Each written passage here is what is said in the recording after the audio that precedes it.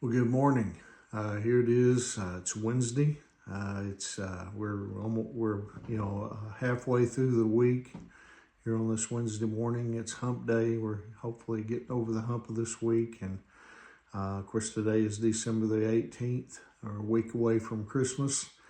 And anyway, I hope you had a great Tuesday. I hope that you were able to maybe accomplish the things that you set out to do, but even if maybe you came up a little short, having enough time to fulfill all that, God has now blessed us with the breath to breathe, here on this Wednesday morning, on this hump day. I certainly pray and hope that this morning finds you feeling well. Hope that you're well rested and ready to tackle the opportunities that God has richly blessed us with here on this Wednesday morning. This morning, I want to share a devotional with you entitled "Room for a King." God, He could have directed Mary and Joseph to Bethlehem in many ways, but He chose to do it through, a Roman emperor's decree. Because Mary and Joseph both traced their ancestry back to King David. They went to the boyhood town of David, which was Bethlehem. Now, Joseph and Mary were in Nazareth, but God needed them in Bethlehem. Micah had prophesied in Micah chapter 2, verse 2. He said, "But you, O Bethlehem Ephrathah, are only a small village among all the people of Judah, yet a ruler of Israel, whose origins are in the distant past, will come from you on my behalf." So thus, God had a plan.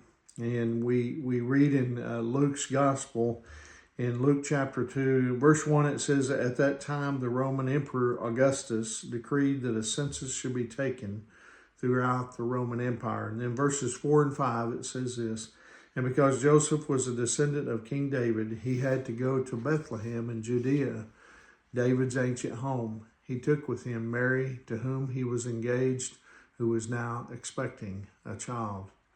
Now, this reminds us that ultimately God is in control. I mean, world figures, they come and go. Dictators come and go. Kings, queens, prime ministers, and presidents come and go.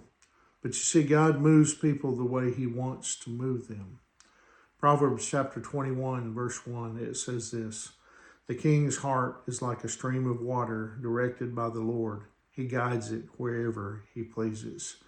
Billy Graham was once quoted saying this, "Jesus is the hinge on which the door of history swings, the point at which eternity intersects with time, the Savior who redeems time by drawing all things to Himself."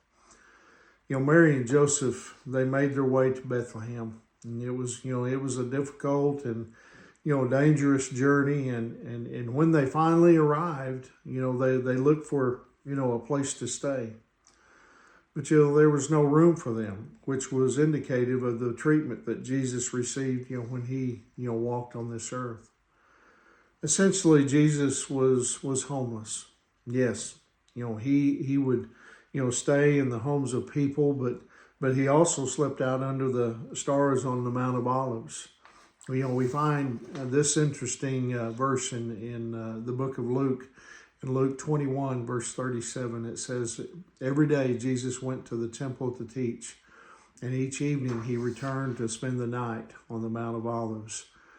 The one who created heaven and earth, the one who said in John 14:2, "There is more than enough room in my Father's home," left His home in heaven so that we too, could have a home there.